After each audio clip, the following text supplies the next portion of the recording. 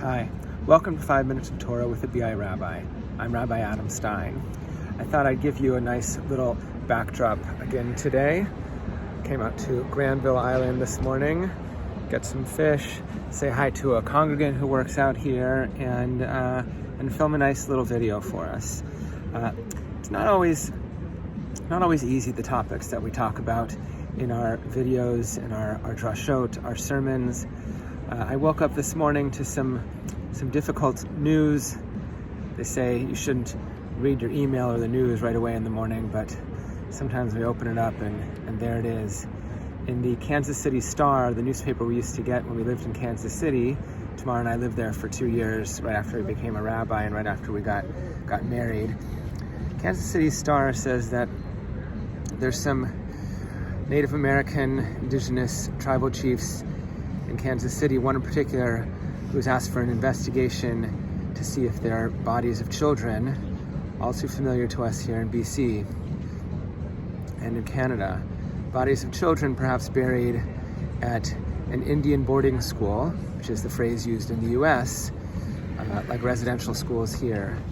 And that Indian boarding school, where they took people, just like in Canada, across North America, and brought them to be re-educated and in many cases really given awful childhoods. That boarding school is just a few miles from where we lived in Kansas City, in an area called Shawnee or Mission, across the Kansas state line. Really difficult to think about what went on in many places around North America and around the world. So we treated people in ways that no human being deserves to be treated. Of course, I'm recording this just Friday morning, the day after the new National Day for Truth and Reconciliation. But it's also Parashat Breshit, the first parasha, the first Torah portion of the Torah, because we just had Simchat Torah. And I'm thinking of the reasons that our tradition tells us we should treat everyone equally. The most famous one is that anyone who destroys one soul, one human life, it's as if they've destroyed the whole world. If you save one person, it's as if you've saved the whole world. That's actually from the Mishnah. It's written down about the year 200 from a tractate called Sanhedrin, which is the basis. The Mishnah is the basis for the Talmud. And in Sanhedrin, it's these series of statements about why everyone should be treated equally, but it's in the context of the judges admonishing witnesses in a capital trial. They're trying to impress upon the witnesses that anything you say is so important because it could sentence someone to death. And so be careful about what you say. Don't be too vague. Don't lie on the witness stand, of course. And so the judge goes into this great explanation here about why we're all created equal, not just if you kill anyone, you've killed the whole world, but even this idea that we all come from one person or two people, Adam and Eve, in the Garden of Eden, and that was done to make peace among people. So no one person can say to the other, my father is greater than your father.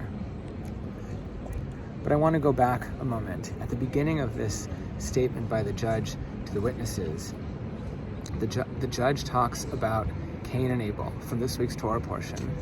Cain kills his brother, and then it says in the Torah, verse 10 of chapter 4, in Genesis, of course, the voice of your brother's blood cries out to me from the ground. And so the Mishnah, or the judge here, says that the verse doesn't state your brother's blood, dam, in the singular, but says your brother's blood, dameh, in the plural, bloods. And that's to teach that the loss of both his brother's blood and the blood of his brother's offspring, well, the offspring that he couldn't have, are ascribed to Cain. Makes us think of those